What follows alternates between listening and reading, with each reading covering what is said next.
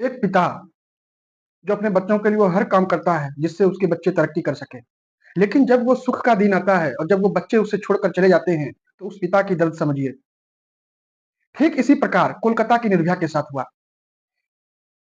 एक माँ बाप जिसका एक ही आखिरी सहारा उसकी बेटी, और पिताजी भी कोई उसके बहुत बड़े टाटा बिरला अंबानी नहीं थे।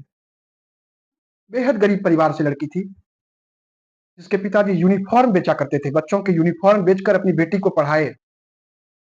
कक्षा नर्सरी से लेकर के 10 तक, 10 से 12 तक, और 12 के बाद नीट क्वालीफाई की गई। नीट क्वालीफाई करना भी आसान बात नहीं है, it's not a easy task. तो नीट क्वालीफाई किया, उसके बाद उन्होंने एमबीबीएस की डिग्री ली। इससे परिवार वालों को बीच भी खुशी हुई कि अब हमारे अच्छाई के दिन लौटेंगे। लेकिन उसके परिवार पर ग्रहण लग जाता है, सिर्फ और सिर्फ दरिंदगी की वजह से, सिर्फ और सिर्फ दरिंदों और जानवरों की वजह से।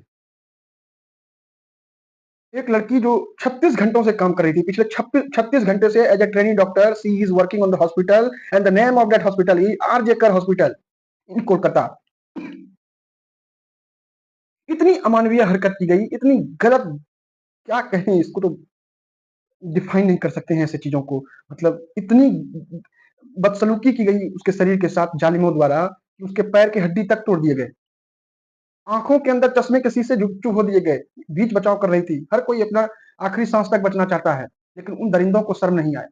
सेक्सुअल अब्यूज के साथ साथ उसके शरीर के एक एक अंग पर हर जख्म दिया गया। ऐसा एक भी, हर जगह से अपराध की खबरें आ रही है।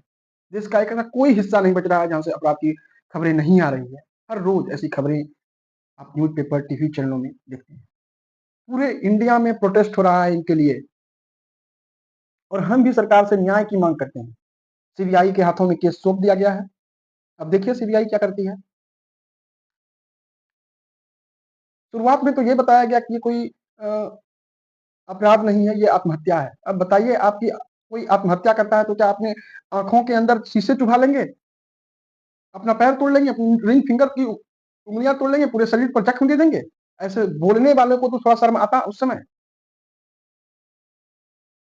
ऐसे दरिंदों के लिए हम फांसी की मांग करते हैं। फांसी होनी चाहिए और जल्द से जल्द फास्ट ट्रैक कोर्ट में सुनवाई हो, 10 से 12 दिनों के अंदर इसको निपटा दिया जाना चाहिए। ऐसे दरिंदों की आवश्यकता नहीं है। मानवों के लिए मानवीयता होती है, मानवीयता। मानवों के लिए ह्यूमन राइट्स कमीशन होनी चाहिए, दानवों के लिए नहीं। दानवों के लिए उनके अंजाम तक बहुत जल्द पहुंचाना चाहिए। ऐसे लोगों की इसीलिए कद बढ़ जाती है कि कुछ नहीं होता है, कानून से कबड्डी खेलने लगते हैं। संजय रॉय अपराधी है, और भी सस्पेक्ट है। एबीपी न्यूज के मुताबिक 4 लोग के ऊपर और भी सस्पेक्ट सस्पिशन है सीबीआई को, और वो भी बहुत जल्द अरेस्ट होंगे। 9 अगस्त को सब मिला आरजेकर अस्पताल से कोलकाता में। ट्रेनिंग डॉक्टर थी, अब डॉक्टर बनती। As a junior doctor she is working in RG Kar hospital. एक डॉक्टर का धर्म जानते हैं क्या है? कुछ भी हो जाए अपने पेशेंट को बचाना, हर संभव प्रयास करना। सरकारी हॉस्पिटल में थी, किसकी सेवा के लिए थी? समाज की ही तो सेवा के लिए थी। एक डॉक्टर को हमने खो दिया, और हर रोज इसी तरह किसी न किसी की को खोते जा रहे हैं हम लोग अपने समाज से। हर जगह से अपराध की खबरें आ रही है, तो कितना हद तक ये सही है? ऐसे लोगों के समाज में भी जीने की और रहने की कोई आवश्यकता नहीं है। इसलिए जल्द से जल्द ऐसे लोगों को, और जितना भी देश में ये केस है, मतलब हैरेसमेंट का केस है लड़कियों के,